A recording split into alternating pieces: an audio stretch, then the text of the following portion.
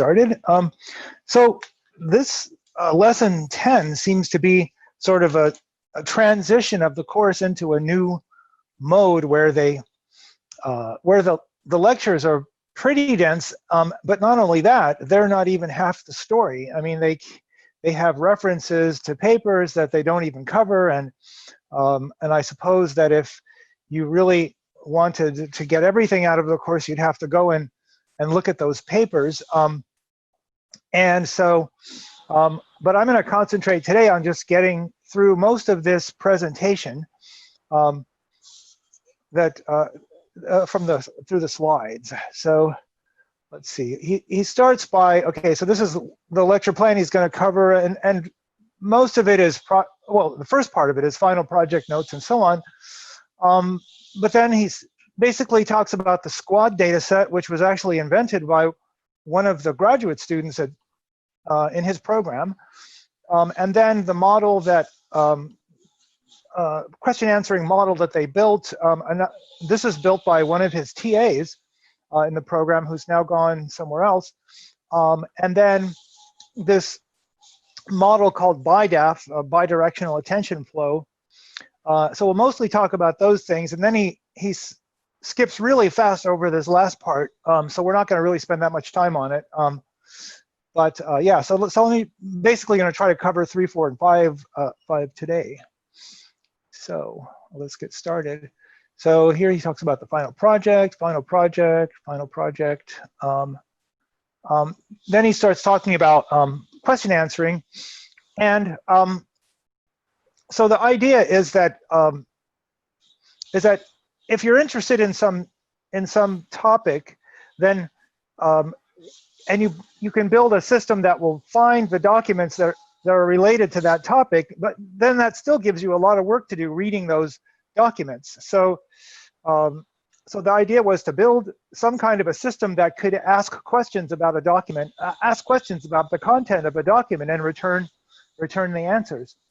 And I guess ultimately the idea is to be able to do some kind of a detailed querying of a topic to find out any kind of information that you're interested in.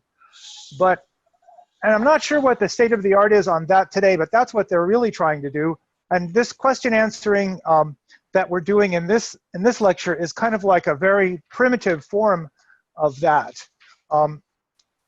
So here they're just asking a question, and they of a passage, and then the answer is just some piece of the passage that contains the answer to the question, and that's a really rudimentary form of question answering, and it's far away from reading comprehension, which is able to reason and give detailed answers. Let me find out about. Is there a question? Okay, I'm going to have to mute some people or somebody. There, that's good. We're good. Okay, so the idea is then they're going to just try to find a limited. They're just going to try to treat a limited portion of this broad question, this broad idea of question answering. They're just going to find a passage in the topic that sort of contains the answer to the question. So it's kind of like a divide and conquer strategy. They're trying to address a complex problem by breaking it down into smaller pieces that they can address. And so this kind of they call it a reading comprehension test, whatever. It says a machine comprehends a passage of text if for any question regarding that text can be answered correctly.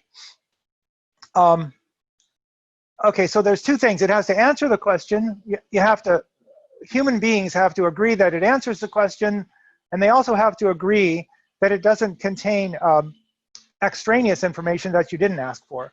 So that's like the general idea of machine comprehension. So you have a passage and a question, and you're given a passage. You're given a question, and then you find the answer to the question. So here's an example, a passage, why, and then it's about Alyssa traveling to Miami, and the question is, why did she go? And to answer the question, you have to figure out that she went to visit some friends. To be clear, this is not what today's lesson is about. Today's lesson is about a much simpler form of question answering, where you're just going to find a passage, you're just going to find a portion of the passage that provides an answer to it. It's just limiting to the kind of questions that can be answered by a piece of text from the passage. So, and he calls that a span. So this is basically some history, and now we're going to get to this thing, Dr. QA, that in this lesson. This was produced by some people at Stanford, I guess. And they use a neural network model to bring deep learning to open domain question answering. Okay, so this drawing, this is very busy, but the idea is that there are different kinds of questions.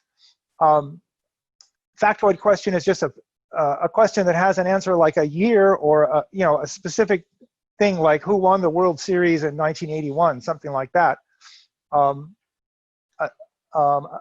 Let's see, definition question, list question. So this is basically an overview of what this thing, of what this question answering system has to look like. And apparently they've done a lot of work in this area even before, even around the early 2000s, but they hadn't used neural networks, and they were still getting some kind of results. So, but this, today's lesson is about the application of neural networks to this. And so so they built this special purpose data set to test people's question answering systems. But again, it's a very restricted form of question answering. The idea is that the questions are limited to those questions which have an answer that is a span in the passage. So there's not necessarily any semantic reasoning involved. You're just looking for something that answers the question. So let's see. I got to get rid of this thing which is in my way. See, how can I do that? I don't want that.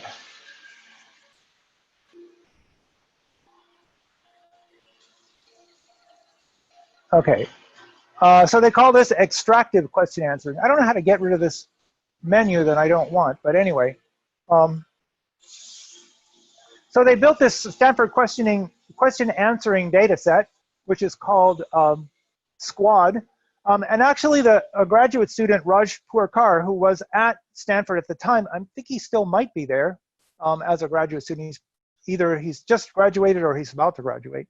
But anyway, he built this data set of 100,000 questions and he actually used Mechanical Turk to get the answers. Mechanical Turk is where you can get people online to do simple tasks for you for small amounts of money.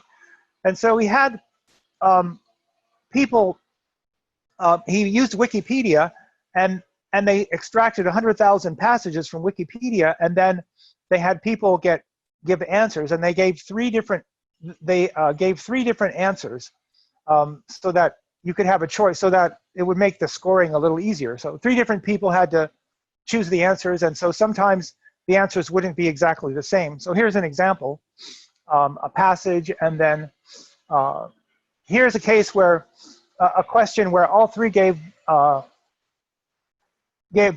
same answer, and here's a question where all 3 gave the same answer, but then here's a question where 2 different answers were given. So that just makes it a little bit more lenient in the scoring, because there could be possible different answers. The first version of SQUAD 1.1, all questions had answers, so that in a sense made it easier. That is, there weren't any questions you could ask. You weren't allowed to ask questions that didn't have an answer in the passage. So And then there was two ways of scoring. One was exact match. You had to get one of the three answers, or you got a 1 if you did that, and a 0 otherwise. But then he says that the F1 score is much more. I guess he says it's much more useful as a metric, and the F1 score is just as we expect. It's the precision. It's the harmonic mean of the precision and the recall. Where remember what precision is, you always have to. Sometimes you always have to go back to the Wikipedia page, but precision is basically the detection efficiency for positive cases. So true positives over true positives plus false positives. That's the fraction. That's basically, so true positives plus false positives. Sorry, I got that wrong. Let me start with recall, because that's what I was talking about. Recall is basically the detection efficiency for positive answers. So the denominator is all the positive answers, all the answers which should have been positive. That's the true positives and the false negatives. Those are the actual positives. That's the denominator, and the true positives are the answers that you ranked as positive, the positive cases that you ranked as positive. So that gives you the recall, which is sort of the detection efficiency for a positive answer. And then the precision is almost the same, but look at the denominator, is a bit different. On the denominator, it's true positives plus false positives. So that's all the times that you said something was positive, and the numerator is the times that it really was positive. So this is kind of like classifying your ability your ability in classifying positives. In other words, what fraction of all the times that you say something is positive, that's really positive. So this is kind of like a reliability score. It sort of tells how reliable you are as a classifier of positive cases. And then the harmonic mean is just, well, 1 over the harmonic mean is 1 over the precision plus 1 over the recall. That quantity divided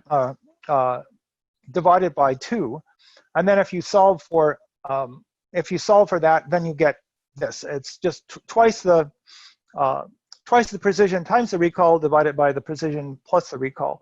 So this is a well-known metric that often gets used, and it basically tries to combine both of these things. A metric that tries to get good detection efficiency and good reliability at the same time. So he says the F1 measure is usually the primary measure. And in this case, they always ignore punctuation and articles like a, and the. So then he gives the leaderboard and so on. I guess the first thing they did was Raj Prokar, the guy who built it, made a baseline model, a simple baseline model based on logistic regression. And he got fairly low scores. But then as soon as his data set was released, a lot of other people immediately started working on it, and they started rapidly climbing in their scores. And finally, human performance. I can't get rid of this thing. Let's see. What is this? Yeah, that gets rid of it. Finally, human performance, which is 91.2% in F1 score, was reached in 2016. So that was the end of that. And then they decided, all right, let's, I guess, no, 2000, sorry. That was 2000. Oh, so he says, as of today, as of the day of that lecture, they solved it. But apparently it was back in 2016 that it was actually solved. Yeah, so then they moved on to, so that was easy enough. So they didn't think it would be that easy. So they said, okay, let's make it more realistic. And they said Squad 2.0 will be similar to Squad 1.1, except now you have to be able to tell whether something is an answerable question or not. So we're allowed to ask questions whose answers are not in the passages. And then they have to, there's no leeway on that. If you get a question like that, you have to say that there's no answer. Otherwise, you get a 0 for that one. So, so that's the difference. Basically saying whether the passage even has an answer to the question. Okay. So here's an example where they ask a question. They give you a passage about Genghis Khan, and when did Genghis Khan kill Great Khan? Well, I guess Genghis Khan is the Great Khan, and so there's no answer to that question. So yeah, so you have to be able to answer questions like that and say that there's no answer. So then here's the Squad 2 leaderboard, I guess the bottom of it. And let's see. So apparently, even in Squad 2, they reached human performance in 2018. And the team was led by the same Stanford graduate student who invented the Squad, or who created the Squad data set. So I guess this is still a big deal. The Squad data set is still considered as something you'd want to be able to do well on if you're interested in question answering. Okay. But then he points out that there's still, you know, if you have a system that can do well on this even human level, it still makes great, it still makes some kind of errors. So here's an example. And so they're asking what dynasty came before the Yuan, and the gold answers are Song Dynasty, Mongol Empire, and Song Dynasty. But the best system, which is based on BERT today, at least at the time of this lecture in 2019, predicted Ming Dynasty, which is wrong. You can any human being can read this and see that the Ming Dynasty was well, it said that the Yuan Dynasty was preceding the Ming Dynasty. So you know that the Ming Dynasty was after the Yuan Dynasty, and so it's wrong. So even BERT didn't get this one. Okay, other limitations, only span-based answers. You can't look at a passage and ask a yes or no question, or ask why something happened. You can only answer, it's just this very restricted form of question answering that you're allowed to do. The passage has, you have to find some subset of words in the passage that directly addresses the question. Other kinds of questions, you're not even trying to answer. No inference, questions. So let's see, questions were constructed looking at the passages. This is not really what people who need information, it's not going to satisfy them because it doesn't contain more general answers to more general questions.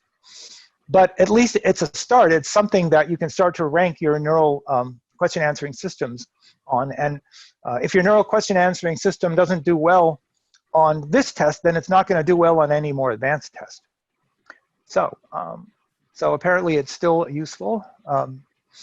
Okay, so now they talk about the Stanford Attentive Reader, and there's something really weird about the you know, about the lecture where they gray this part out, and they actually black out the sound during which they're talking about this graduate. Apparently, she was a TA, a former TA. So I don't know what reason they have for doing that, but all they leave, they gray all of this out, and they just leave Dr. QA because I guess that was something, name of her paper or something like that. Anyway, Stanford Attentive Reader. So that's the one that they start talking about in this lecture. And let's see, get this. Flipping to the right page here. So they give sort of a schematic of this. And this thing here is a bidirectional LSTM. So there's one LSTM going backwards and one LSTM going forward. And these are the words of the question. And the words of the question are encoded and fed into these LSTM networks, just as we've seen before. And they do the same thing for the whole passage. They encode the whole passage this way too, by inputting all the words into this bidirectional LSTM. And then I guess the final hidden state comes out and goes into this piece here that decides what, and it selects which passage should give the answer, and then the answer comes out. Let's see, they don't go into a lot more detail than that, except that they're using attention to match the question vector with a passage. So you can imagine that out of this comes a vector that represents the question. Out of this bidirectional LSTM comes a vector. The final hidden state output is a vector that represents the question. And you do the same thing with the passage, and then by comparing those two vectors, you then select the part of the passage that has the answer. And they do it by some attention mechanism.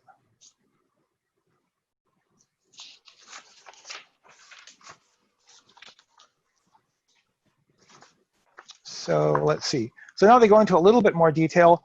And apparently the way they do it is they just build a model that implicitly looks to match the start and the end word. In other words, you're looking to pick out a span of the passage that answers the question. And one way to do that is to pick out the start word and then pick out the end word. And then all the words from the start word to the end word are the answer to the question. So that's what this Stanford Attentive Reader does. It builds a model that implicitly picks out the start word and the end word. So that's done by these two weight matrices that you try to solve for in the model. So you're learning these two weight matrices, and then the output is that it predicts the start token. And then the output of this one, once you've learned W prime, is it predicts the end token. And then this is, let's see, I'm not sure what, okay, so bidirectional LCMs. I'm not sure what the P is here. I guess P is a passage, but I don't know what the squiggle above it means. So you're comparing the question to all the words in the passage. I think that's what's going on here. And you're calculating some kind of a score, an attention score, that each word in the passage has with the question. And then so there's an attention score that tends to predict the first word, that's this one, and an attention score that tends to predict the last word. So it's basically looking for comparing the question to all the words in the passage and calculating a score for the, I guess, for the likelihood that it's the first, that this word begins to answer the question, and then another score for an attention score for whether this word is the end of the answer to the question. And so that's sort of the idea behind the Stanford Attentive Reader.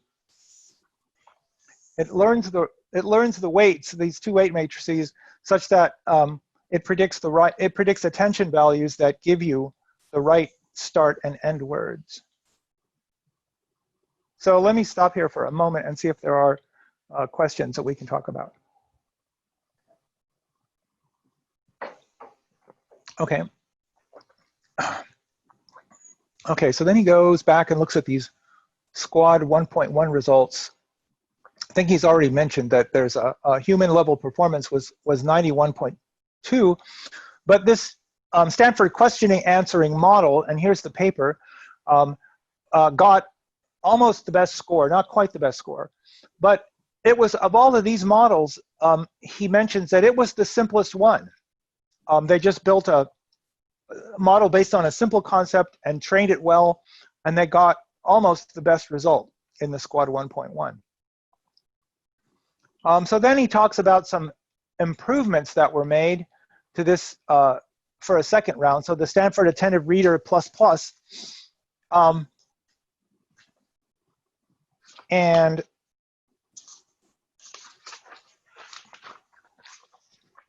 let's see. So the first change in the model was this special. It's some kind of an attention, but it's with respect to some kind of what they call a sentinel vector. I'm not sure if they say that anymore. A sentinel vector is just a randomly initialized vector, and that's this Q. And then let's see.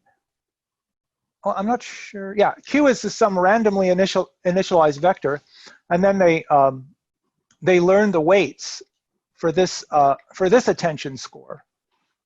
Let's see. They don't go into much more detail about that. And the second improvement is that they use a deep 3-layer bidirectional LSTM. So it's just basically this thing multiplied by 3. This is the bidirectional LSTM part, and they just make it deep. It's 3 deep. So that's the second improvement. I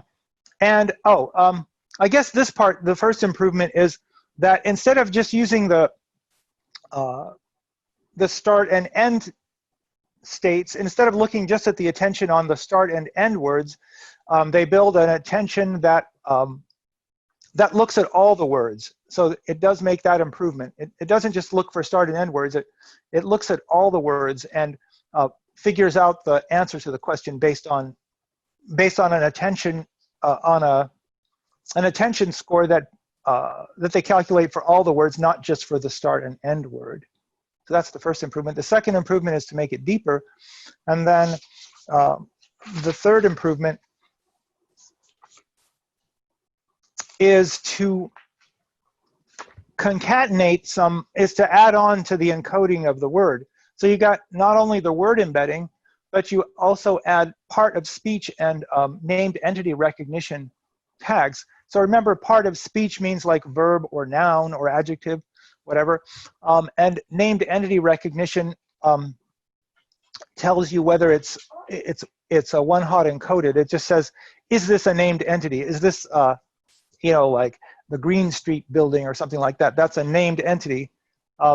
So they tack each of these things on, they concatenate it onto the representation of the word. They start with the basic word embedding, then they tack on this thing for part of speech and named entity recognition, and then they tag on a term frequency, which is basically the unigram probability, the probability that this word occurs in all of Wikipedia.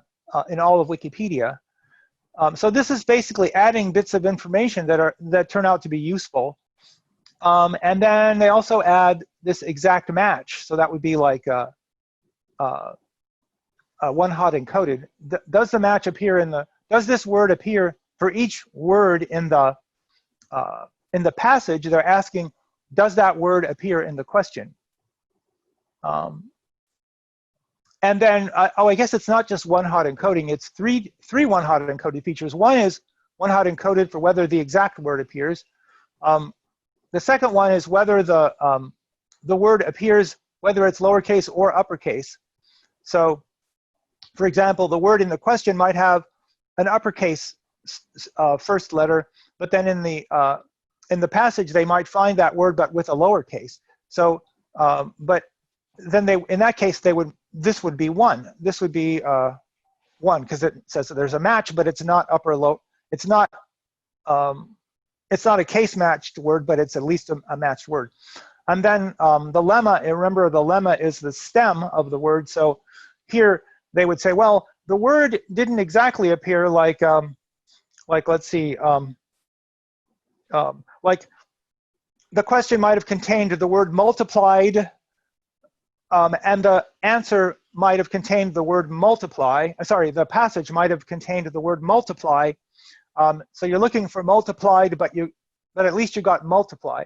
So the stem is there. So that would mean that this would be one-hot encoded. In that case, it would be 1. You didn't find the word multiplied in the passage, but you did find the stem word multiply in the passage. Is everybody clear on that? I don't think we've talked about this lemma term, except in the we did go over this in the FastAI NLP class, but I don't think they've talked about it too much here. Okay, aligned. And then there's this other feature, which I'm not sure about. It's called an aligned question embedding. So this apparently comes from a whole nother neural network. The alpha is an attention score it's all computed by another neural network. So it's a little bit of a complicated. Alpha is a simple one-layer feed-forward neural network. So this looks like a dot product between the passage and the query word. And it actually looks like a softmax kind of a score. So yeah, but I don't have too much more understanding of that. Okay, so then he just sort of takes a step back and says, okay, what have we done? Well, here's what you had before neural networks. You had, remember the simple logistic regression models, simple non-neural network models were able to get a score of 51 on the, I'm not sure whether this is squad 1.1 or squad 2, but all of a sudden when you bring neural networks into the picture, they make this huge improvement. And then from then on, the improvements are smaller. So you get up to 80, from 50% up to 80%. And then from there, you get maybe another 10% improvement from Google's best effort, gives you 10% better than what Stanford graduate students were able to do. And again, Google did end up beating human level performance.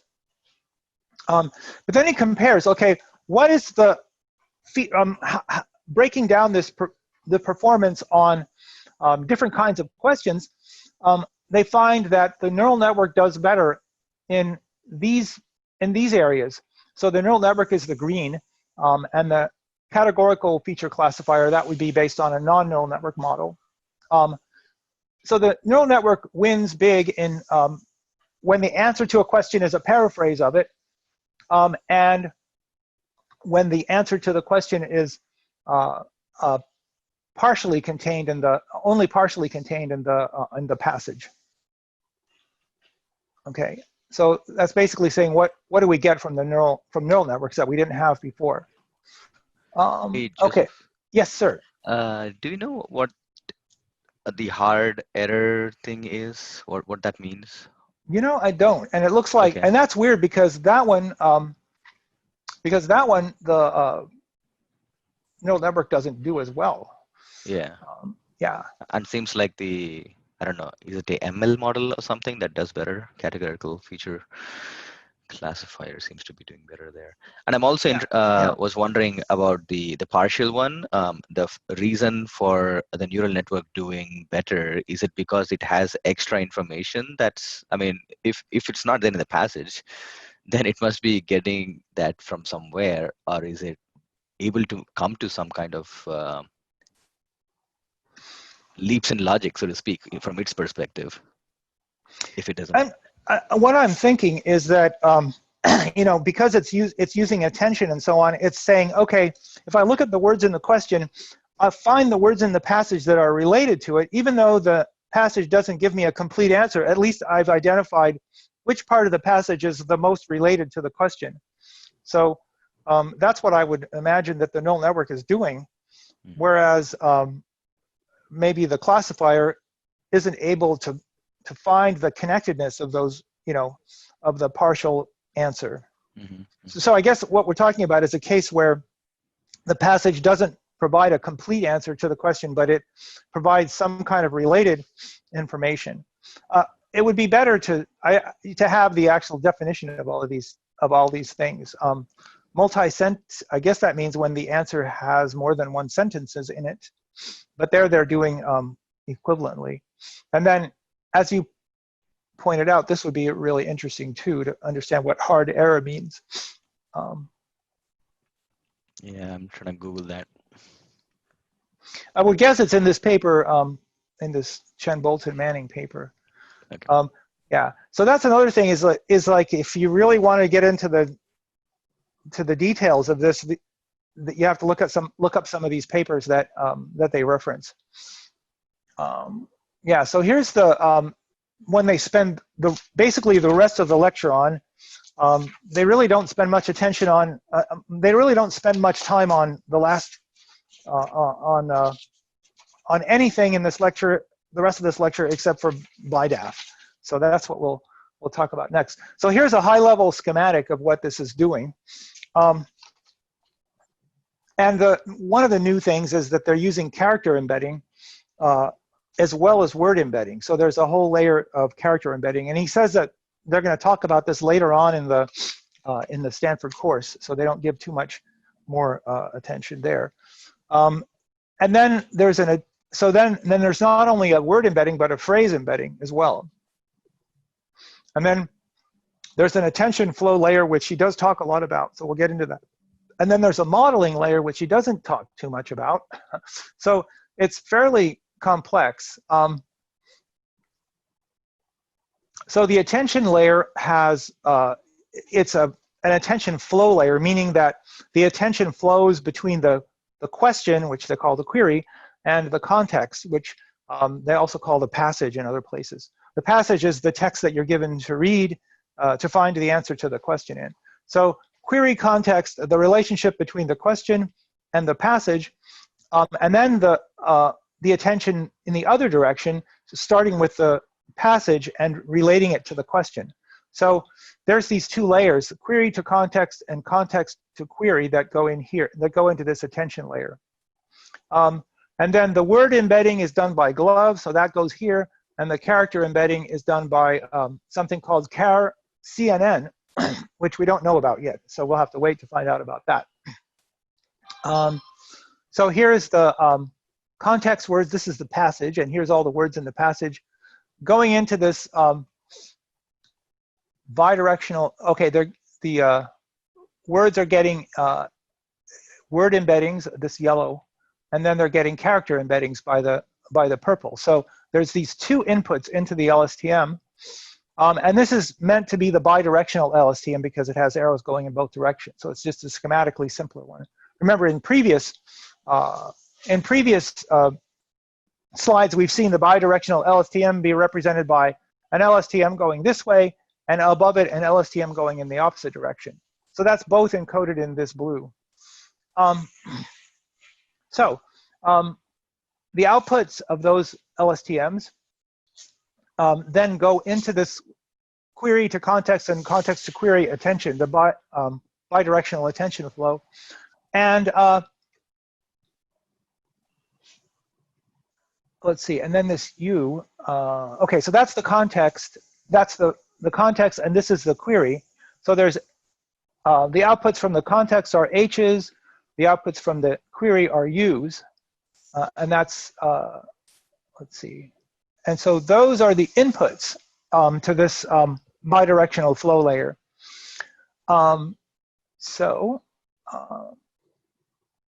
The U, okay, so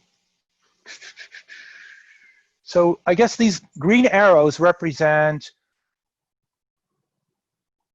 context to query. So they take the U, yeah, they take the H's as inputs, and this part, query to context, takes also the H's and the U's. So let's see, the H's and the U's are the inputs.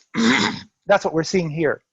So this is just sort of a large schematic drawing that is trying to break things down. And the pieces that we're interested in are going to be these two pieces, the context to query and the query to context part of the bidirectional attention flow layer.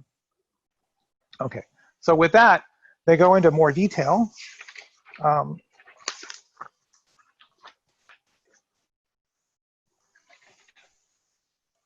And the key, or the sort of the central part, is that attention should flow both ways, from the context to the question and from the question to the context. And so now we're talking about this attention flow layer, which was, remember, this piece here. Okay, so the central part of this is this similarity matrix. that has 6 dimensions. The weights have 6 dimensions. And where does that come from? Well, this is the context word. These are the context words. These are the query words. And this is a Hadamard product between context and query words. Remember, the words have a length, their encodings have a length of D. Let's see, and I guess because there's both, let's see, I guess there's, I'm not sure why there's 2, so they're actually counting. The bidirectional gives you 2D. Bidirectional gives you 2D. Okay, so there's 2D for this one, 2D for this one. This is 2D for the context, 2D for the query, and 2D for the Hadamard product. Remember, the Hadamard product is a vector that's just the element by element product of these 2 vectors. So it's going to have the same dimensionality as these 2 vectors. And because of the bidirectional flow, you get 2D here. So that's why he says there's six dimensions here. And remember this, but this whole thing is a dot product, because that's this WT, W transpose means we're taking a vector which is normally represented as a column vector, but we're making it into a row vector because we're going to do a dot product with this vector. And this is a column vector. So this is a 6-dimensional weight, okay, vector that's dotted into a 6-dimensional vector that's composed from the query and context words. And what does a dot product give you? It always maps into a real a scalar, right? So so each of these Sij's is a weight, is a similarity score that's a scalar. And then if you take the composite, it makes it into a matrix. In other words, for each context word indexed by I, and for each query word indexed by J, you have a score. Okay, so so you learn those weights and get that score. And then he builds this.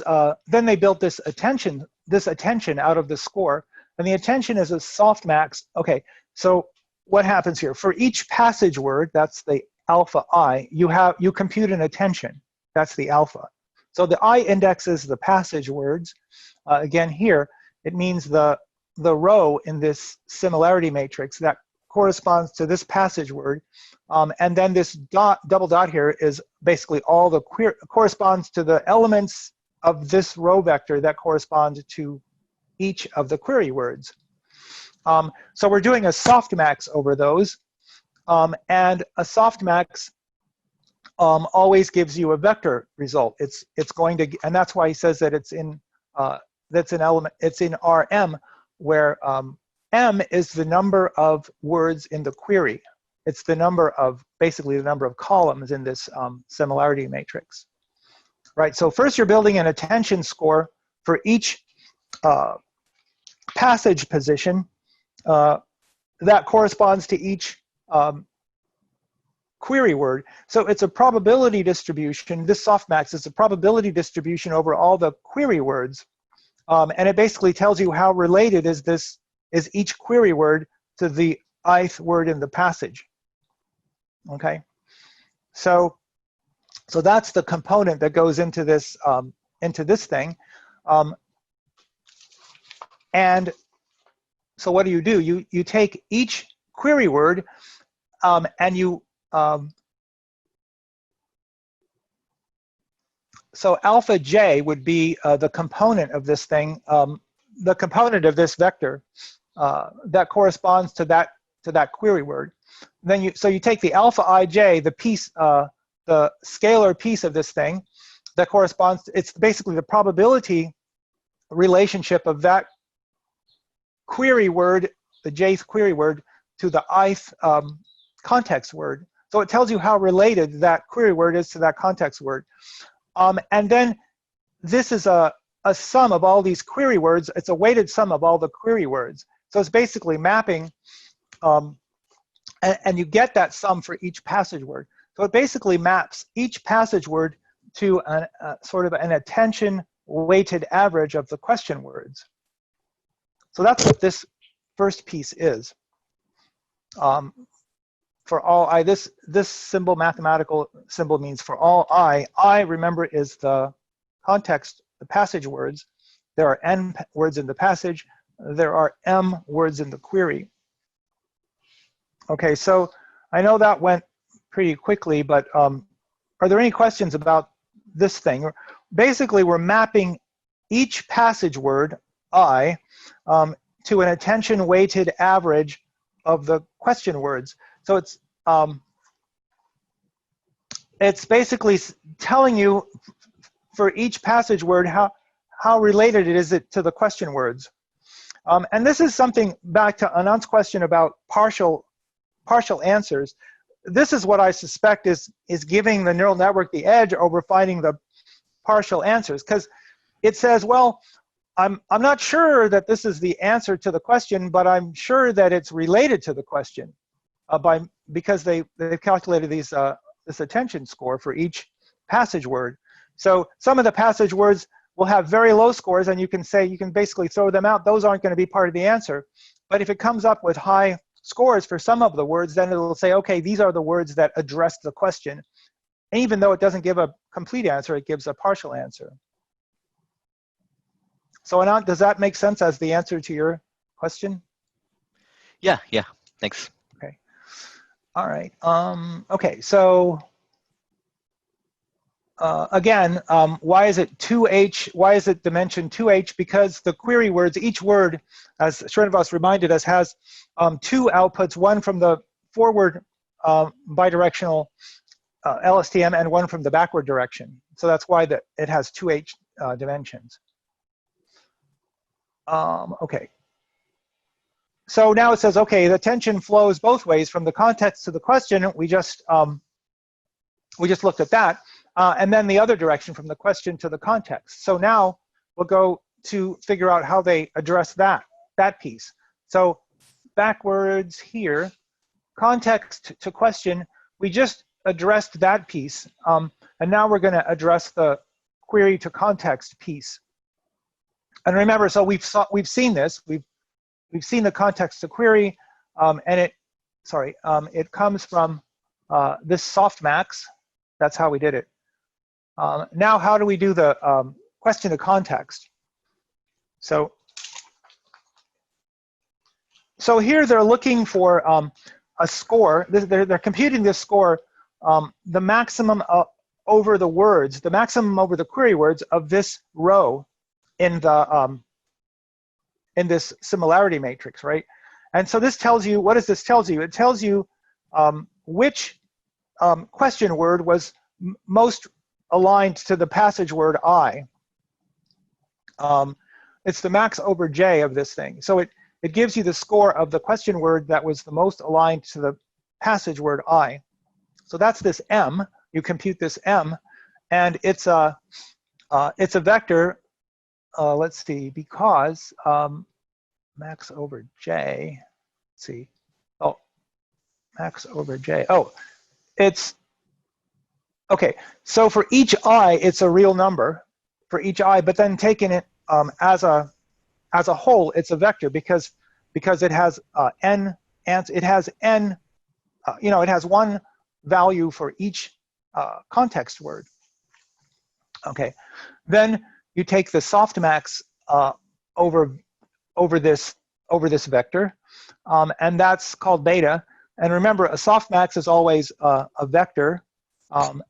It has the same dimensionality as M, so it has n dimensions. Let's see, I have to mute someone. Let's see, sorry. Joseph, I think yes. I missed it. Can you explain Yeah. what the similarity matrix is again? Yeah, let's go back there and look at that. Okay, so similarity matrix is actually learned. Let me see, I gotta mute someone. There we go. Yeah, similarity matrix is learned from, you have to learn these weights, okay? But you're basically finding this this weight vector that dot products into this vector to give you the elements of the similarity matrix. So we really didn't say how this W is learned, okay? So your question is a good one. You have to learn this W vector in your neural network. So if that makes any sense. So remember then, and after you learn that vector, you take the dot product of that vector with the context words, the question words, and the Hadamard product. And then that gives you the, and remember, I is indexes one of the context words and J indexes one of the query words. So that's what SIJ means. It's something that relates context words to query words. That's probably what we should think of it as, the similarity matrix. So where does this come in the diagram that we had just seen? Which one are we talking about?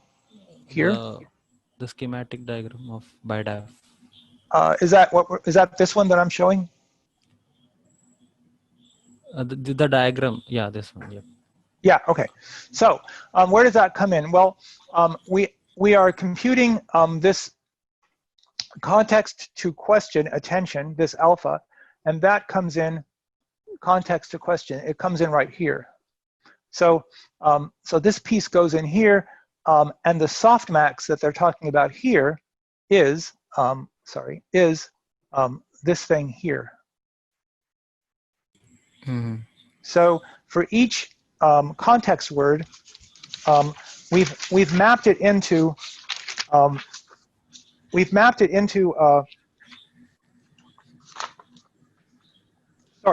for each passage word, or I use the word context or passage, they're the same, they mean the same thing. This thing here, alpha, sort of A sub I, is an attention weighted average over all the query words for that passage word. So it tells you how related that passage word is to all the query words, if that makes any sense.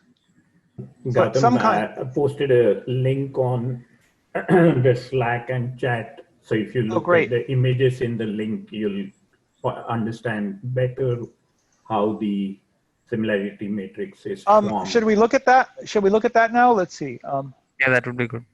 You want to look at that? Okay. Let's look at, let's see, here we go. An illustrated guide to BiDAF. Oh, that's great. Okay. Are you seeing that now? I just clicked on it. Yep. Okay. So let's have a look at this thing. It's a Medium article.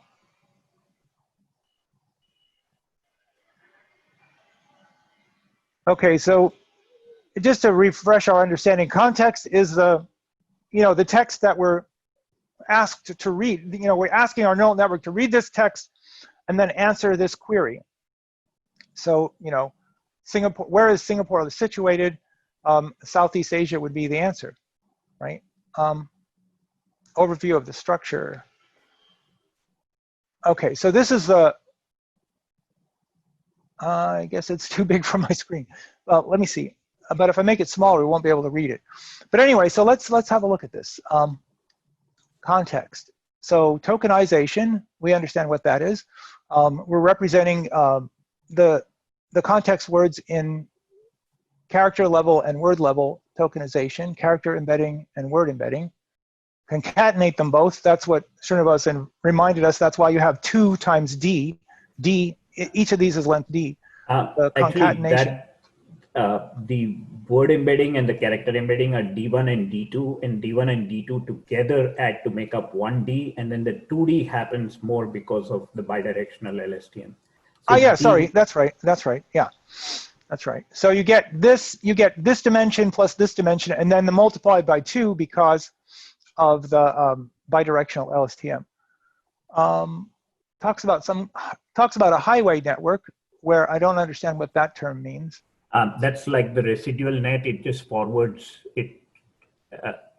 It's the highway network is the other way of passing on the residual. So it's just something to reinforce what you get. It's talked about. He has a 4-post. This is just a summary diagram, and then he gets into each of the pieces in one of the next posts. But highway network is should be familiar with people who have gone through the imaging to where it's similar to the residual network and just reinforces the feeds forward your input so that your backpropagation is healthier and you don't encounter issues. Okay. Okay, so then here's the two LSTMs, forward and backward, the bidirectional LSTMs, contextual embedding. So this is, I'm not sure what. That's the third piece of the embedding that generated. If you go back to what they were discussing in the Stanford discussion, he mentions it, I forget the word used, but it's three pieces of the embedding, the word, the character, and then the context, because you place the what you get from the combination of the character and the word is just independent of the location, and the location sensitivity is obtained by the contextual embedding. But isn't that something you get from BERT? You don't get that. I mean, I thought the contextual embedding comes from the higher level, from the BERT models that were made later on. As long as you use an LSTM, it's already, I mean, in BERT model, you get it through transformer, but bottom line is you're getting a representation which is sensitive to the location of the word by passing it through an LSTM, which you do not by a glove or a character embedding, which is independent of a word's location in, and that's why it's contextual embedding. So it's just the output of the LSTMs? Yes, which is what you see passing into the out of 2D times T. Okay, so if you remember back to the drawing that we showed, which I'm not going to go back to because it'll take, well, let's see, it'll take me too long to get back and forth. But we saw that where the outputs of the LSTMs go into the bidirectional flow thing. And so there's a symmetry here for the question, for the, see, look at this, the context, which is the passage that you're reading from, that's all done in this way, but there's a symmetry. The query is also processed the same way, down to here. And then here's where the similarity matrix gets formed. And remember that we're basically finding weights that connect question words to context words to question words and back and forth. So the Sij gives you some measure of the similarity, some measure of the similarity of the context word to the question word for each pair of context and question words. So that's the Sij that's here. And then we saw that from there it goes to query to context attention and context to query attention. I think we treated context to query attention first, and we got this capital Aij. And then we were just about to do the query to context attention, and we got, I think the output from that is something called Bj, and then they get somehow combined this context to query and query to context. That's that attention flow layer that we saw in the drawing, and then these get merged together with the output of the passage, I guess the context embedding, the context embedding. Sorry, I shouldn't mix those words, context and passage. We should always use passage because, well, they don't.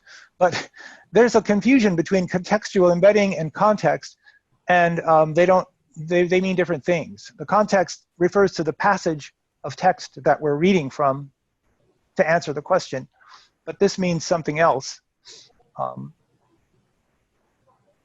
Okay, yeah, so this is the attention flow layer, this piece here, and then there is another complicated part, the modeling layer, which he doesn't really talk about at all, and then an output layer. Well, he talks about it very quickly, he doesn't really tell us much about it, and then there's the output layer.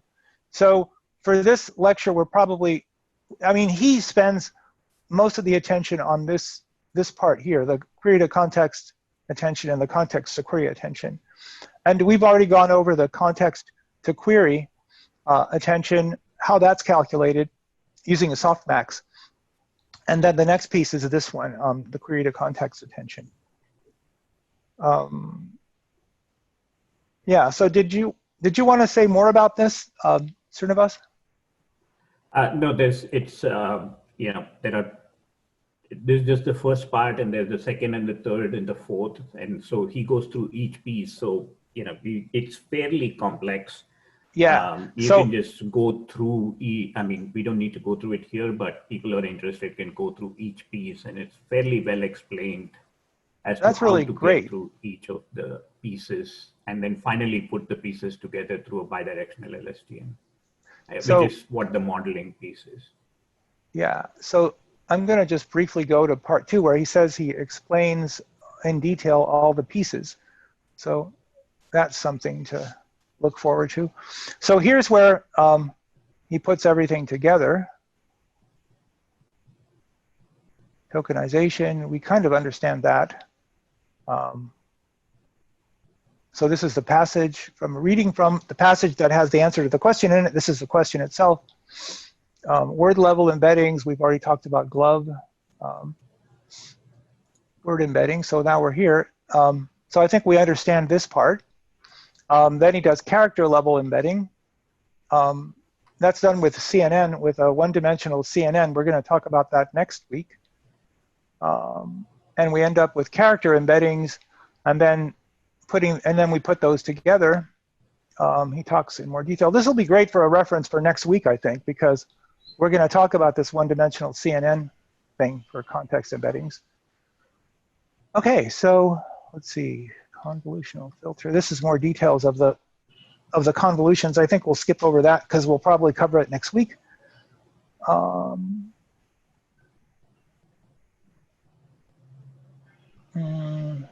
Highway network. So this is the piece that hasn't been covered in the class.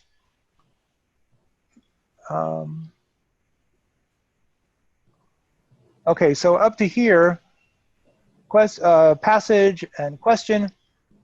Word embedding, character embedding concatenates together, goes into this highway network, which I'm still not sure what that does.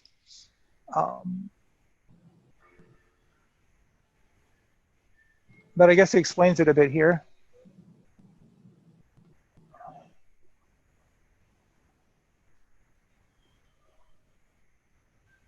Well, this will be good to go over. We don't have time to go over it here, but this is a really great reference. And then, so he didn't really explain all the pieces. He didn't explain the. No, the third piece goes into just the attention, and then the fourth into. Oh, there's a third part? Yes, if you just go up, you'll see. Ah, the next article. Okay, so this is really great. It looks like it gives a pretty much in-depth explanation, and I think that rather than read all the papers that he referenced in this lecture, I think this would be great if we could just go over these 3 articles to try to understand this BiDAF. I think if we did that, we would be in good shape for this lecture. I think that would be sort of the goal, to understand this lecture by means of these 3 articles. Yeah. Yeah, the next one is the whole attention of how the similarity matrix is calculated, as well as how context to query and query to context attention is calculated, which is kind of the heart of the BiDAF, because that's what is the bidirectional attention flow. Right. Here you're just going over attention, so you can skip this since we went over it. Yeah. So this is the context to query part, I guess. This is just the general concept. Actually, if you go down, it shows how each of the 2 are, and this is the formation of similarity matrix that Gautam was asking about, and then he kind of takes an example and shows you how. So it's so this is what the similarity matrix would look like in this simple case. Here's the sentence. In this case, the context, the passage is just one sentence, and the question is another sentence. And so the similarity matrix has a row for each element in the passage, and the elements in that row correspond to the elements in the question. And so it's basically telling you how related is that piece of the is that word in the question to that word in the answer. So where and Singapore have a high value because well, the network has to learn that. The network will learn that that weight should be high. And then on the other hand, it will learn that situated situated has sort of an intermediate score with respect to Singapore. And Singapore has a very high score. So that sort of tells you that that's kind of going to be the answer. Anyway, but this is magic because it's the network that the network learns these weights. How do we get, because the question that Gautam asked was how do we get these, and it comes from the network. Yeah, if you just go down, it gives a picture of how it gets built up. Just that diagram. If you go a little further down, so the picture. Yeah, there. That tells you how the similarity matrix get built. So we have a context and a query. We have the embedding of the. So we have that, and we have that, and they're concatenated. Then the Hadamard product is these two, basically the element by element product of these guys, and that's that. So that's the concatenated vector, and this is the weight vector. So this is the weight vector. We don't know these weights, but we know that their dot product is supposed to be the Sij, and we want to. We know the answer to the question, so we train our network to give us the weights that give us the answer to the question. I guess that's the simple way to say it, right? We know the answer to the question, and so we train a network based on the answer to the question to give us these weight elements. And so then the dot product of the weights and the concatenated vector, that is this vector, the dot product of the weights and the concatenated vector is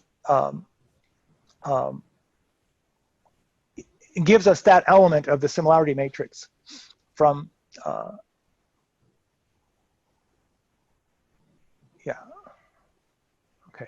okay, so then we talked about context of query already.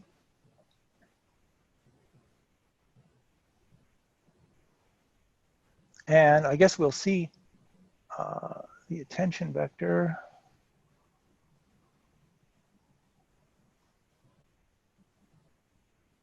So the output of this was, well, they called it the AI vector, which for each passage word, you get some kind of a you map that to some kind of an attention weighted average of the question words. And so that's what we should be seeing here. Attended query vector or teeth context word.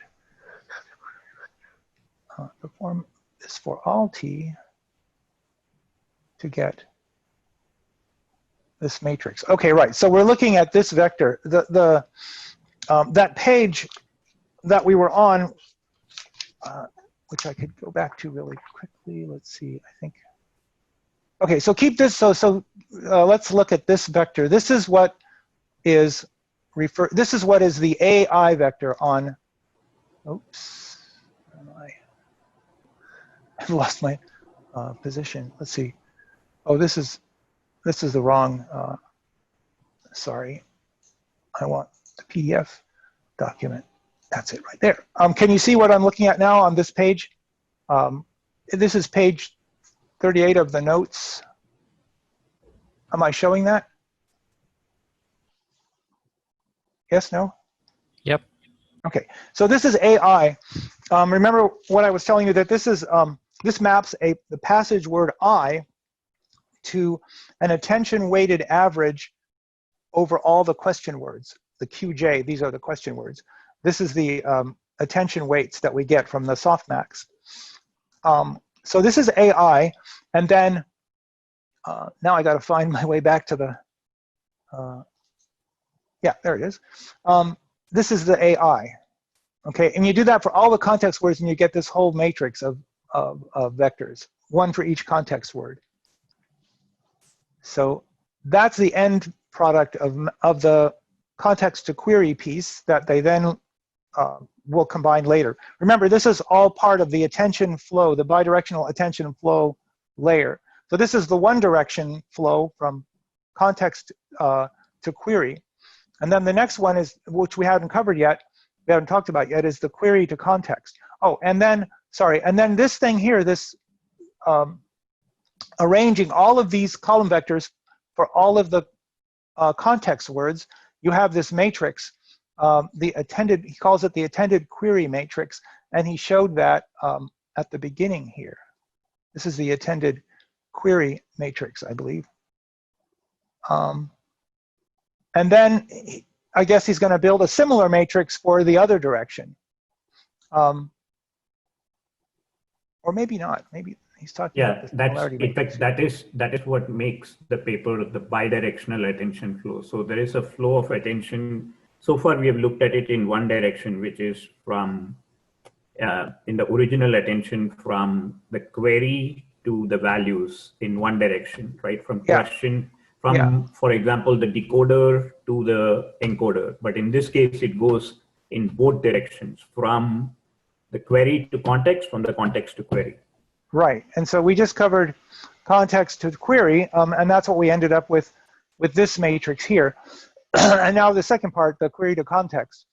So he says it also starts with the similarity matrix. The goal is to find which context word is the most similar to either one of the query words. I'm not sure what. Language, you have to go through it in detail, but the language is, I wish he had just made it exactly parallel, but if you look at the back at the similarity matrix, you can think of it, if I'm not mistaken, since I'm talking from memory, but one is taking across, the similarity matrix is dimensions are T by J, where T is the rows, and that's the number of entries in the context word, and J is the number of entries in the query word, and the first attention does the softmax across the rows, and the second does, if I recall correctly, again, the softmax across the columns. So of the similarity matrix, and that's how you get both, but then you go through a little bit more of a complex. Yeah, it's not exactly symmetric. It's not exactly symmetric, right? So the page following, I guess this is what we're going to actually cover now. So this is the context to query part, and we ended up with this column vector AI for each one of the words, for each one of the words in the context, in the passage, right? Now we're going to calculate BI, which is for each, so it's going to be another vector that encodes the relationship of in the other direction from query to context. So, but it's not done it's not done symmetrically, okay? So, so here, and here he tells you how he actually does it. So he's looking at that similarity matrix, sorry, and the row of the similarity matrix, I'm sorry, he's looking at the maximum over the columns in the similarity matrix corresponding to a given row. So the row corresponds corresponds to I, the passage word, the word from the passage, right? So for each word from the passage, we're looking at all of the elements in that row in the similarity matrix.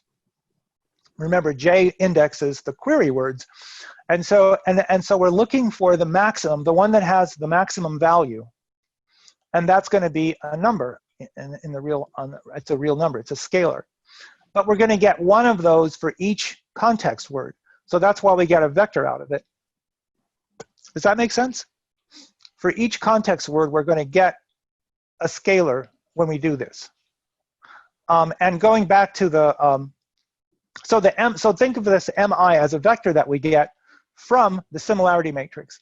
And let me go back to that. So here's the similarity matrix.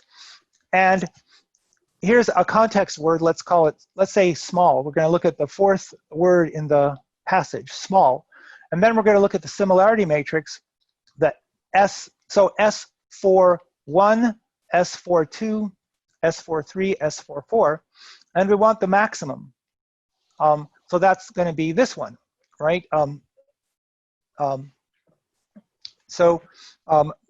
We're going to get, so M sub 4 is going to be this element here of the similarity matrix, okay? Then the next word, country, we're going to look for, again, we're going to look for a maximum over this row. The row, in other words, the row of the similarity matrix elements corresponding to all the question words. And again, the first element is the maximum value, right? If you look at the color scheme, purple is -1, kind of this shade corresponds to somewhere here, but this orange shade corresponds to somewhere here. This is the maximum value. So, so M5 is going to be this element, and so on. You can do the same thing. M6 is going to be this element. It looks to me like this is the maximum. Located, situated. These two words are the most similar. So does that make sense how we're getting the M sub I vector? We're going over this similarity matrix and picking out the maximum of each row. The element corresponding to the maximum of each row. So in that way, you can create the MI vector. And then, okay, yeah, and you do that for each of the context words, and then you end up with, the MI vector. So if that makes sense, does that make sense? Okay, that's where we are here, the M sub i's. Next, we take that vector M, and we construct a softmax over it.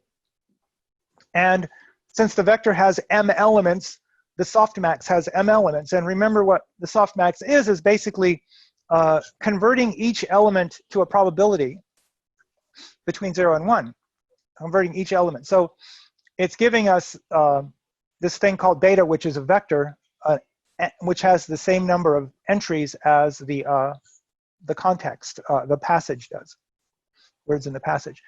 Okay, so now it's creating this thing that's similar to the AI. It's kind of some kind of an attention-weighted average of the context words, where this is the attention, and these are the context words. So we're weighting each context word by this attention, and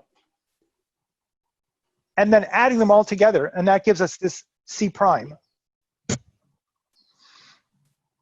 Okay, so C prime is somewhat similar to the AI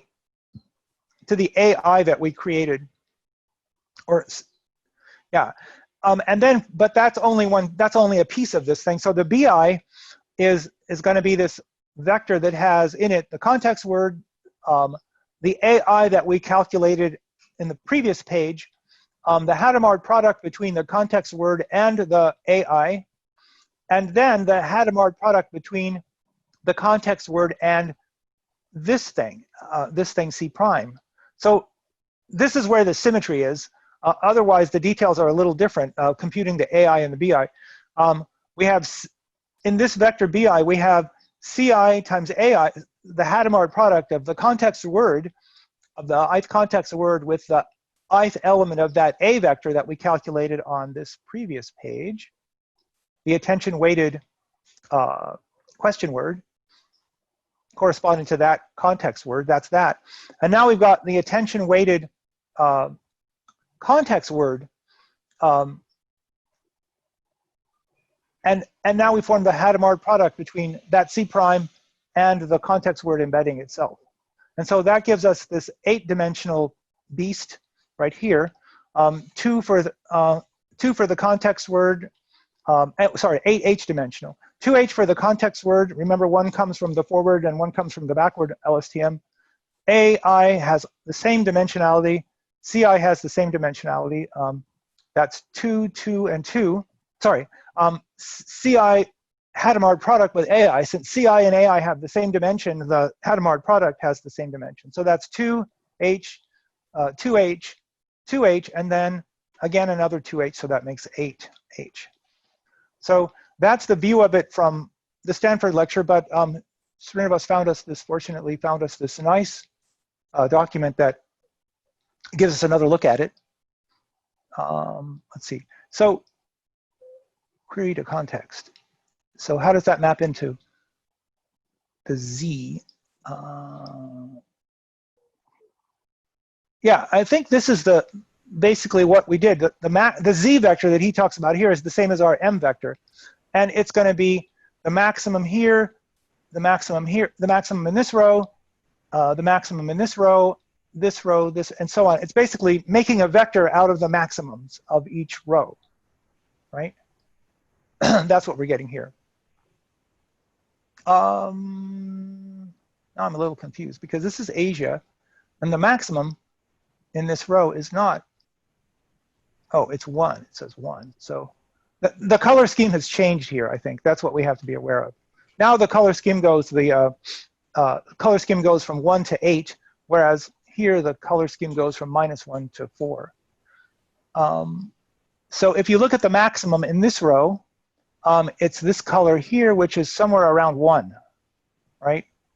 This word where is the maximum, and it corresponds to somewhere around 1. But here we see that it's purple, sorry, dark blue, but that's okay because the color scheme is different, and here dark blue still corresponds to 1. Does that make sense? So this Z is the same as our M that we looked at in the previous, in the Stanford lecture slide. Okay, so now what is he going to do with it? Similarity matrix, maximum of each row, this is the Z. Attention distribution, Joseph, yes. Does he take just one, just one word, which is the maximum? Yes. I feel like he takes like top N max and then does a weighted. Yeah, that comes later, right? That comes later. So let me go back to that page. So this is a good question. So here, I'm sorry, I lost my. Uh-oh, that's gonna hurt. Now I have to get back my. Too many things open. There it is. That's what I want. And then what I want is the PDF document that you're asking about. So this is the Z. This is the Z that we just went through, right? But as you said, he then makes a linear combination. He makes the softmax, and then the weights come out of that softmax, and then he makes a linear combination of the context words based on those weights. That's what you're asking, right? Okay. So but the M itself, so the Z itself is just the vector constructed from the maximum element in each row, and that's what we call the M vector in the Stanford lecture. And then you're right. More processing happens. We calculate a weighted average of the. We end up calculating a weighted average of the context words. So M is the. So M is a set of maxes across each word in the question. Across all the question words. That's right. M1 is the maximum of the similarity matrix row 1. M2 is the maximum of the similarity matrix row 2, and so on. And that's the same as his Z, right? And so if we look, we can see, okay, the maximum of row 1 is going to be 4, right? It's this. Now I'm confused because that says 8 here. I mean, he said that there's a similarity matrix. Row 1 has the maximum here, which corresponds to 4, a value of 4. But in here, it's mapped to 8, and I don't understand that. maximum of row 2 would be one of these two words, is or situated. I can't tell which one. Probably is more orange. So where does that correspond to? Somewhere around here, somewhere around 2, right? If we go down here, we should see a value of 2, but it's not. It's more like 6. So I don't understand some of this. I mean, I was able to explain why this one is 1, why this one is dark blue, because that corresponds to 1. And if you look at the last row, the maximum is here, which corresponds to somewhere around 1, right? So the maximum of row 9 is 1, and that matches here. But I don't understand this mapping here.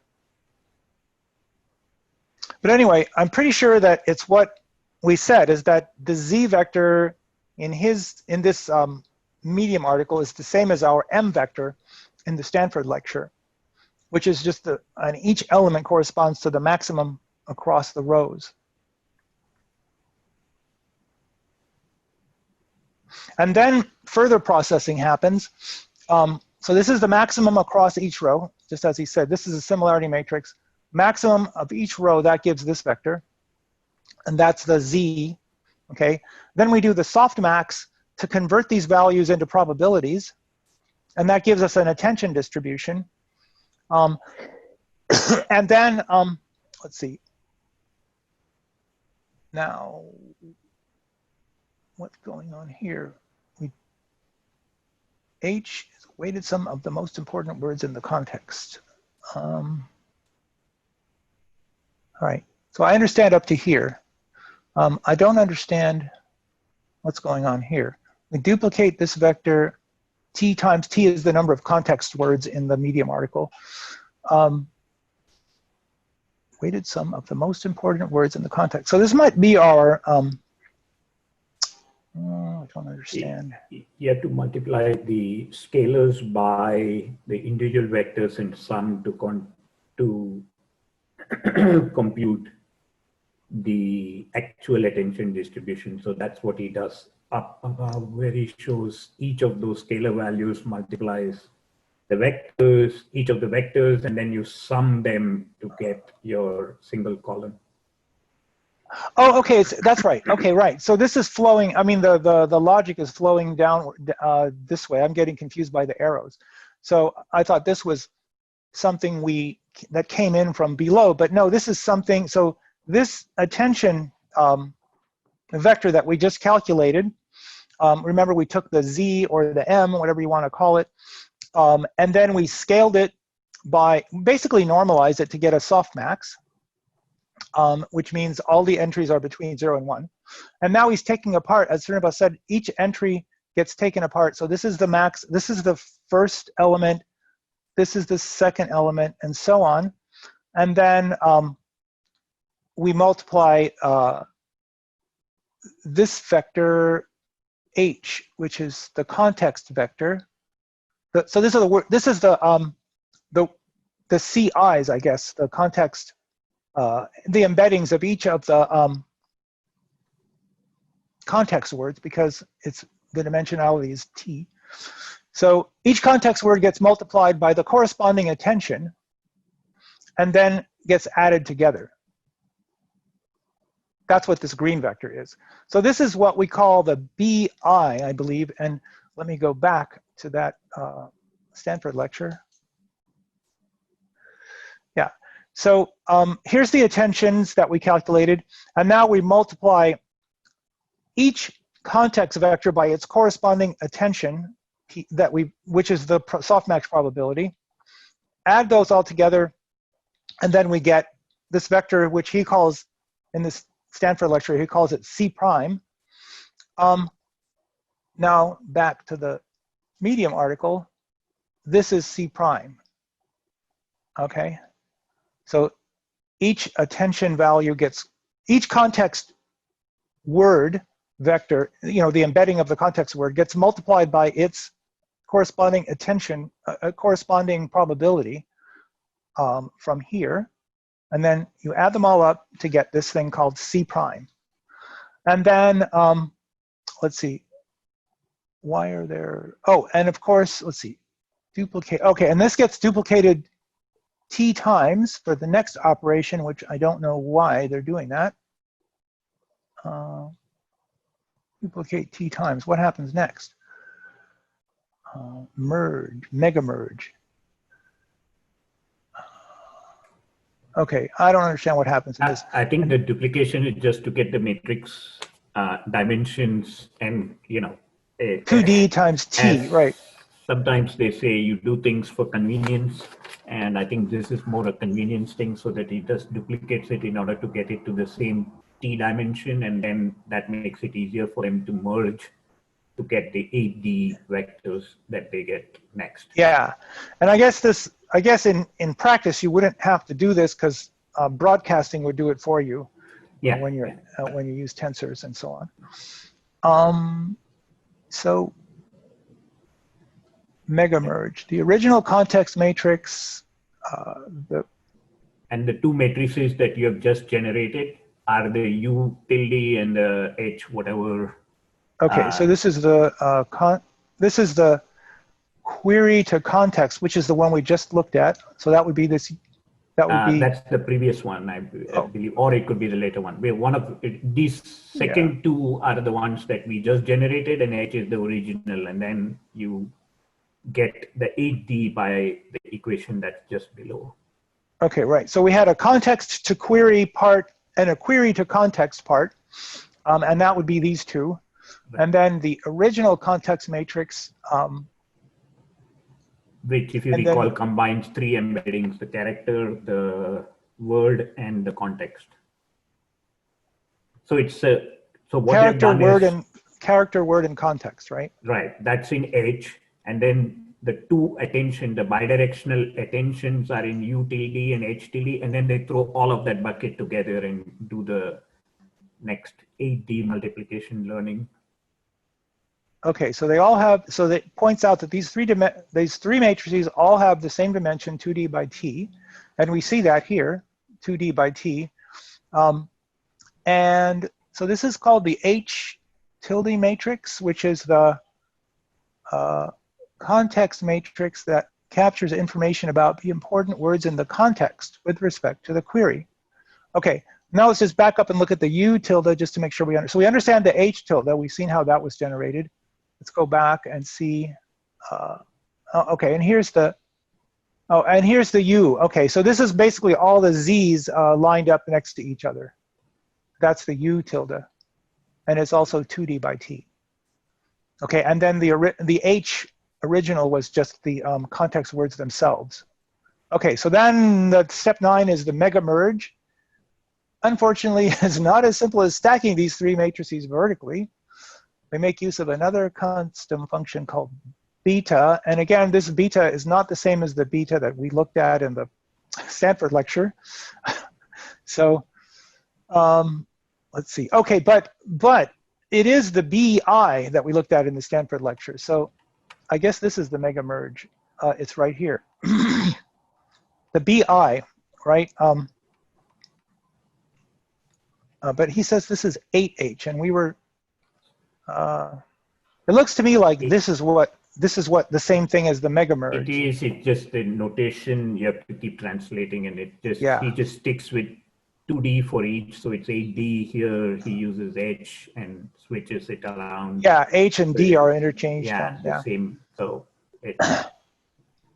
Yeah. Okay. Because actually the Medium post talks about the paper, not about, and Stanford begins to use its own notations, which are different from what is in the paper. So. I see. So the Medium post to me seems to be like the better choice, but we do see the correspondence between this and the BI calculated in the Stanford notes, right? We have the original vectors, the Hadamard product of the this is the context word, and the query to context object that we calculated, and this is the context to, sorry, this is context to query object, and this is a query to context object, and this is the Hadamard product. Okay, so now we have this mega merge matrix by G, E, H, U, where G is the ith column. He's just explaining, it's better explained in the picture, Joseph. If you just go down, you can just see that it's just the same thing as in the equation, the two pieces and then the two cross products. That's it. That's all he's trying to portray. Okay, so we have context matrix, U tilde matrix, H tilde matrix, both of which we calculated. Remember, this is the stack of the Z vectors, and this is just a repetition of that one vector that we calculated. Then, let's see, okay, so then he puts them together like this, and what's going on here? This is one. That's just he's just illustrating the Hadamard product of. Oh yeah, okay. So Hadamard product, Hadamard product.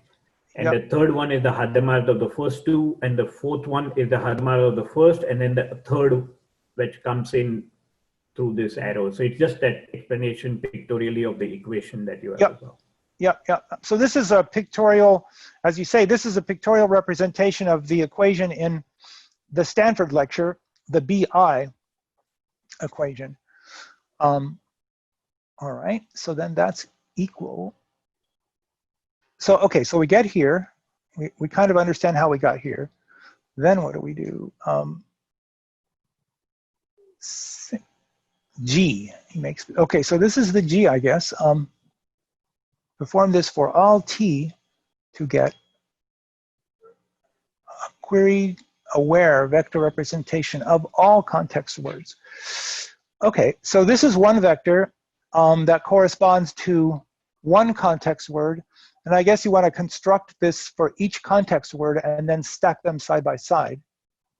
Yeah, and then that's this final output, I guess. The giant matrix G contains all information in H, U tilde, and H hat. That is, each column vector in G is a vector representation of a context word that is aware of the existence of the query and has incorporated relevant information about it. So that's that. And then you can go to the next article, which finalizes how you feed that into the model and get the output that you finally desire. Okay, so there isn't a, okay, so there's a total of four articles then, right? Yes. Okay. The first one is just an overview though. Yeah. Okay. An illustrated guide with minions. Oh, this is going to be great. Oh, let's see. So here's our G that we just calculated for each context word. It's a query-aware vector. That's what we got here. So we got this special big matrix G. Think of the words in the context as an ordered bunch of minions. All right. The words in the context. All right. Each of our minions has a brain in which he can store some information. Right now, the minions' brains are pretty cramped. The current brain context of each minion is equivalent to the 8D by 1 column vector of the context word that the minion represents. Okay, so this is that query-aware vector of the query-aware vector representation of the context word. Okay.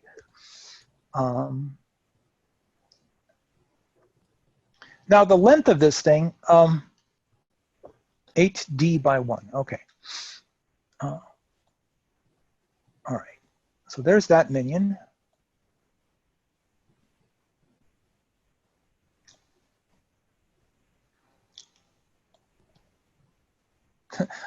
The minions moved on and attended the contextual embedding lesson, conversational lesson during which the minions had to talk to one another through a messenger app called ByLS. That's what we just came up with, right? So the ByLS allowed the minions to learn each other's identity, which they learned in the previous 2 lessons, blah, blah, blah. In the first part of this, he basically just takes you through an analogy using minion saying, you know, how do you create the 8D by 1 by using the ByLSTM to generate contextual, blah, blah, blah, and then eventually end up with the 8D by 1, which includes all of the various ways by which you have incorporated attention from query to context, context to query, and individual word, character, and contextual embeddings. That's all these words. Okay, so you can skip all that to get to the what you do with the 80 by 1, which is further below, or 1 by 80. Right. So, but this is interesting here. He's saying what's in that vector. It's basically the word knows its position in respect to the whole passage. It's aware of its neighbors, and it knows its importance. It knows how related it is to the query. So that's kind of an interesting way to think about this vector. Give it that kind of information. Now this is the part we haven't covered yet, the modeling layer. Modeling layer is 2 layers of by LSTM. The input to the modeling layer is G, that's the vector we just talked about. The first by LSTM converts G into a 2D by T matrix called M1. M1 then acts as an input to the second by LSTM layer, which converts it to another 2D by T matrix called M2. So here's schematically, let's see, these are the G the G matrix, goes into the modeling layer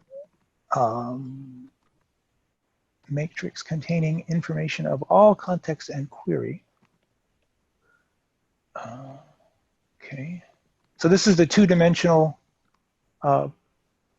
well, he doesn't show 2 dimensions. There's a forward LSTM and a backward LSTM, but apparently there's 2 of these. No, the second one is the one below. So each of them gives you a D by T, which it concatenates to get 2D by T. Okay. And then feeds it into M2, which is this second diagram. Sorry, which feeds it into the second LSTM, which yields M2. The first one yields M1. Okay, so that's what he meant by this 2 layers of LSTM. Okay, the first one produces M1, and the second one produces, wait a minute, the first LSTM produces M1, yeah, just as you said, and the second one produces M2. Okay, so G goes in, M1 comes out, M1 and then goes in, M2 comes out. Right, okay. This is M1 going in, M2 coming out. M1 and M2 are yet another matrix representation of context words. The difference between them and the previous representation, which they mean G, I guess, is that M1 and M2 have embedded information in them about the entire context paragraph as well as the query. Somehow I thought G had that in it. I mean, I thought that G had information about the query as well as the context word, but and maybe I missed something. Okay, minions speak. This means that our minions now have all the information they need to make the decision about who should be in the answer gang.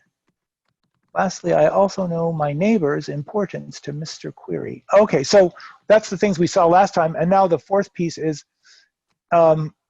each word now knows its relationship to, it's not only its relationship to the query, but the relationship of all its neighbors to the query.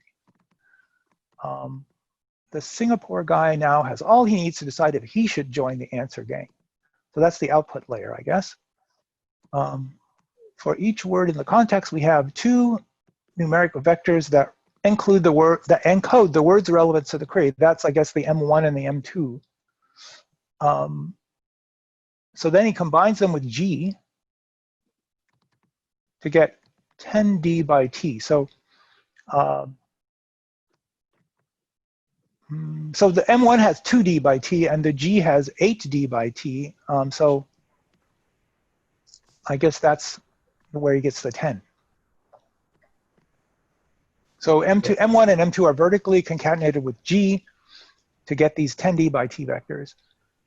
We then obtain P1, the probability distribution of the start index over the entire context.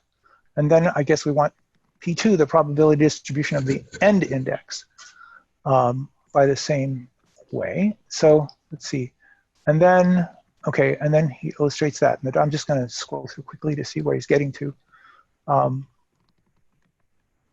Once you have P1 and P2, the best answer span is simply a substring of the context with the highest span score. The product of the P1 score of the first word in the span and the P2 score. Okay, that makes sense. So,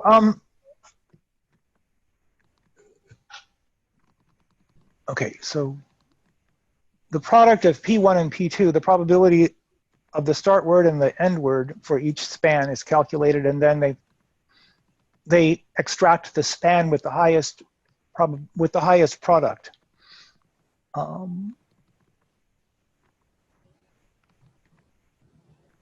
P1 and P2, each word in the context associated with one P1 and P2. So these are the P1 values. Again, this is the probability that it's the first word in the answer. And the P2 values indicate the probability of the words being the last word of the answer. So you have that. Then I guess you multiply them together and find the one that's the maximum. Let's see, but wait, how does that? Oh, I see how they construct the answer by Southeast Asia. Southeast being the maximum probability for the first, to be the first word is Southeast, and the maximum probability to be the last word is Asia. So if Southeast Asia, okay.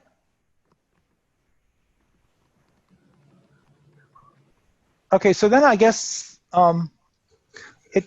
it's showing how the span scores are computed. Singapore is A. Yeah, the only exception, Joseph, is the fact that if your, and I may get the wording incorrect, but if your P2 is earlier than, or your end word is earlier than your start, then you have a problem. And yes. So there is a way to deal with it that he talks about in the end, and that's it. That's the exception. If, however, that's not the case, you already have the answer. Okay. But I thought he switched from computing P1 times P2 to just looking for the maximum of P1 and the maximum of P2. No, that's where I got a little it is confused. P1 times P2, the max of the products, because P1 is the start probability, or the probability of a word being the start of your answer, and P2 is the probability of that word being the end of your answer. So you do the P1, P2 multiplication, and whatever yields the highest, provided your P1 word or the word you've chosen for P1 is ahead of the word that you've chosen for P2. If that's not the case, then you have to deal with that exception because it's switched. Your end can't be ahead of the start, right? So then you have to deal with that situation. Okay, so you're looking for the two words that have the highest product in these two, the two words, one selected from this matrix and one selected from this matrix that have the highest product. And so obviously in this case it would be Southeast times Asia. But as Srinivas said, in other cases, okay, and that makes, in this case, the first word, the start word comes before the end word, so everything's logically consistent. But there might be cases where you go through this exercise and you find that the first word is, that the one that's selected as the most probable first word is actually after the one that's selected as the most probable last word. Then you have a problem, and Srinivas says that there is a method for dealing with that exception.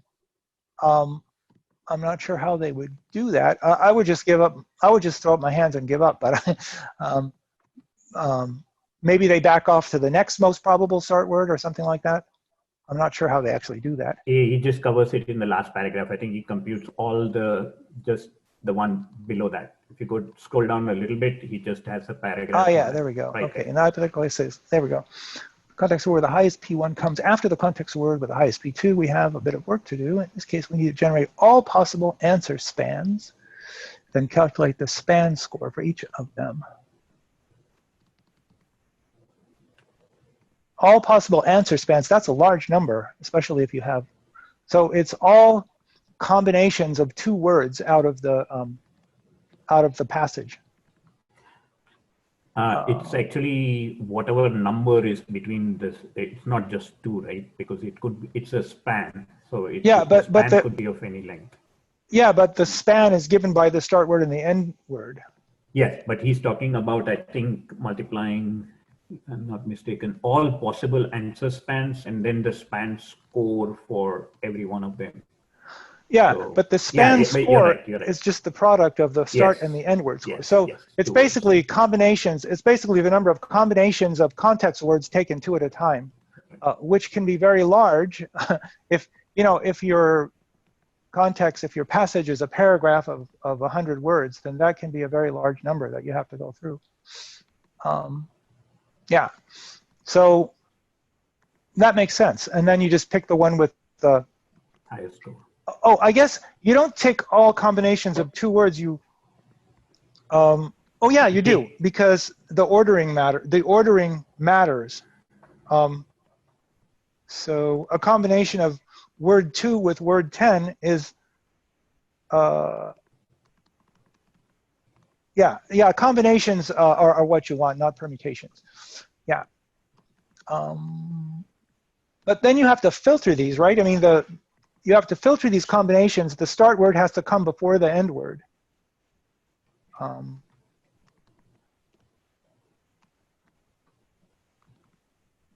So combination would do that automatically, right? Yeah, that's right. That's right. That's right. Yeah. So if there were 5 words in your context, then it would be 5 factorial over 3 factorial times 2 factorial, which is 5 times 2. You'd have to go through 10 possibilities. Yeah. So that's not terrible if the passage length is 5 words, but if it's 10 words, then it gets well, then what would it be? It would be 9 times 10 divided by 2, or 45. Well, that's not too bad if it's 10 words. Yeah, okay, so it's not terrible. Even if it was 20 words, it wouldn't be too terrible. So yeah, it would be like 19 times 20 divided by 2, 190. So even for 20 words, it's reasonable. You have a reasonable number of things to check, of span scores to check. So that makes sense. Okay. Anyway, so thanks to Srinivas, we actually got through. I got a really good flavor for what this is, for how this works, and I really like these 4 papers, these 4 little Medium articles. This guy's a really good writer, and it'd be good for us to read them all, and just make sure that we got all of the juice out of this Stanford lecture. So so there we have it. We're at the end, and next time we'll continue with number 11. Which I guess it computes these there's one-dimensional CNNs, and see how that, I'm always curious to see how that factors in, how CNN factors into NLP, because they didn't cover that in the FastAI class. She just, Rachel mentioned it, but she didn't cover it. So I'm excited to see lecture 11. Are there any questions that anybody wants to raise, or points that anybody wants to raise?